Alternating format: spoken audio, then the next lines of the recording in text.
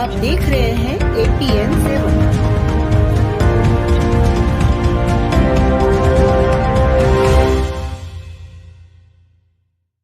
प्रगतिशील लेखक संघ देवास द्वारा मुंशी प्रेमचंद को याद किया। देवास आनंद गुप्ता स्कॉलर अकेडमी में आयोजित कार्यक्रम के प्रथम सत्र में विद्यालय के छात्रों ने प्रेमचंद की प्रसिद्ध कहानी दो बैलों की कहानी का प्रभावी नाट्य मंचन किया गया। कार्यक्रम के दूसरे सत्र में प्रेमचंद होने का अर्थ विषय पर उपस्थित साहित्यकारों ने अपने अपने विचारों से प्रेमचंद को रेखांकित किया। प्रसिद्ध चिंतक व साहित्यकार डॉक्टर प्रकाशकांत ने अपने अध्यक्षीय उद्बोधन में प्रेमचंद के संपूर्ण साहित्य पर सभी विस्तार रोशनी डालते हुए कहा कि प्रेमचंद ने अपने उपन्यास निर्मला में बेमेल विवाह पर खुलकर लिखा। इस कारण से तत्कालीन बंगाल में 8 से 10 वर्ष की कन्या का विवाह 70 से 75 वर्ष के वृद्ध के व्यक्ति के साथ होने के कारण विधवाओं की फौज तैयार हो गई थी।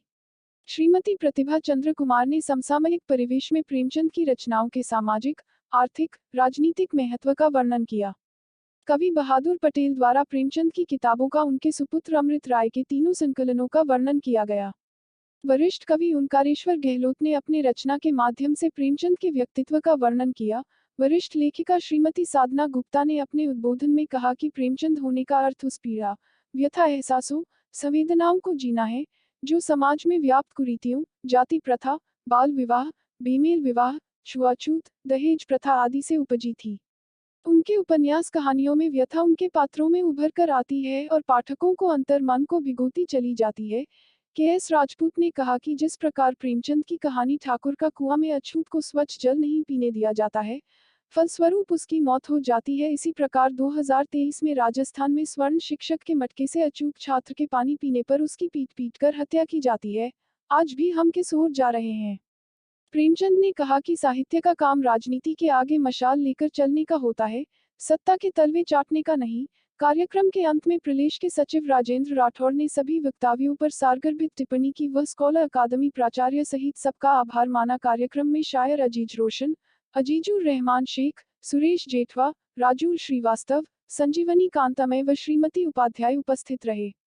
की दृष्टि से अपना तीखी समाज में चल रही कुरीतियों, व्यसनों, उन पर देखना, अमीर वर्ग का देखना, गरीबी के से रूबरू होना, कार्य जीवन से रूबरू होना, दहेज प्रथा से रूबरू होना, विधवा की पीड़ा से रूबरू होना, यहाँ तक कि पशु पक्षी जैसे कि 2 विधों की पीड़ा। इतना व्यापक अर्थ, इतना संदर्भ प्रेमचंद जी के द्वारा ये होता है प्रेमचंद होने का। इसके लिए ये शब्द बहुत कम करते हैं मेरी नजर में। तो एक ऐसा आदमी जो कभी भी अपने एक गरीबी की वेदना, पीड़ा को जीते हुए कभी अपने मूल्यों से समझौता नहीं करता और इन मूल्यों से समझौता नहीं करने के परिणाम स्वरूप जन्मती ही कहानियां, उपन्यास, कविताएं, व्यथा, पीड़ा, ये सब अंतर्निहित संवेदनाएं हमारी कलम के रूप में, उनकी कलम के रूप में सभी पाठक जन के सामने आती है। और पाठक वो है जो उनके पात्रों को जीता है, उन पात्रों की वेदनाओं में होता चला जाता है। पात्र भी ऐसे जो हर पाठक की नजर के सामने जीवंत होते चले जाते हैं। हर दृष्टि से उसकी आंखों के सामने बीत रहा है, वो उस पात्र के बीच में अपने को पाता है और उसकी पलकें अपने आप गिली हो जाती है। अंग्रेजों का विद्रोह हो तो उसके अंदर से क्रांति की लहर जागती है। वो नवाब राय से रूबरू होता है, न वो नवाब राय जो अंग्रेजों के कारण सोझे आवाज जितना को बाद में छोड़ता है, समाज को बदल देने की, समाज को अपनी तरफ से पूरी तरह से आदर्शवादी समाज में बदल देने की पीड़ा को देखता है कि वो नहीं बदल पा रहा है। फिर वो वास्तविकता से जूझते हुए प्रेमचंद नाम अपनाता है।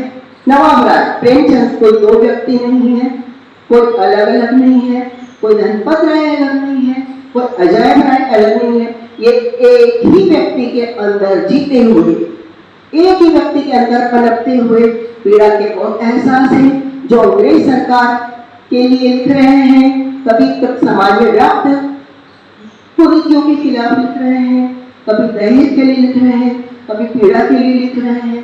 वो जो कलम से कभी अपना समझौता नहीं करता है और इसी तरह से एक बातों तक सभी ने, सभी साहित्यकारों ने, हालांकि सभी ने रोशनी डाल चुकी है उनके बेटे की कलम से। उन्होंने लिखा भी है कि उनके पास क्या कपड़े होते थे, सभी ने बता दिया है। एक बार होता है हरिवंश राय बच्चन, बहुत जूनियर थे उनसे, तो वो उसी जगह पर बनारस का वाकया है ये, जहाँ जयशंकर प्रसाद और प्रेमचंद घूम रहे थे, टहल रहे थे।